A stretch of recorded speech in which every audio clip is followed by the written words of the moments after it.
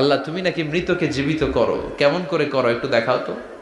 আল্লাহ বলে, ইব্রাহিম এটা কেমন কথা? আওয়ালাম তুমিন, তুমি নবী মানুষ কি প্রশ্ন করলা, তোমার বিশ্বাস হয় না?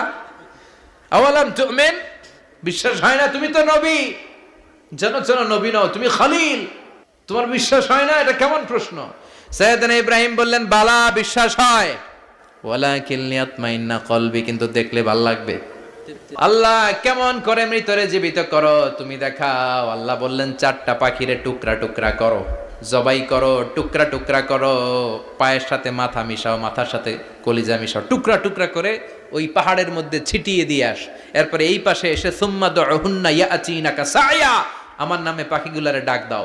উনি এই পাশে এসে আল্লাহর নামে টুকরো টুকরো করে ছিটিয়ে দিয়ে আসা পাখিগুলোর ডাক দিতে দেরি, মুহূর্তে পায়ের সাথে মাথা, মাথার সাথে বডি লাগে জীবিত হয়ে পাখিগুলো দৌড়ে সাইয়েদনা ইব্রাহিমের কাছে চলে এসেছে।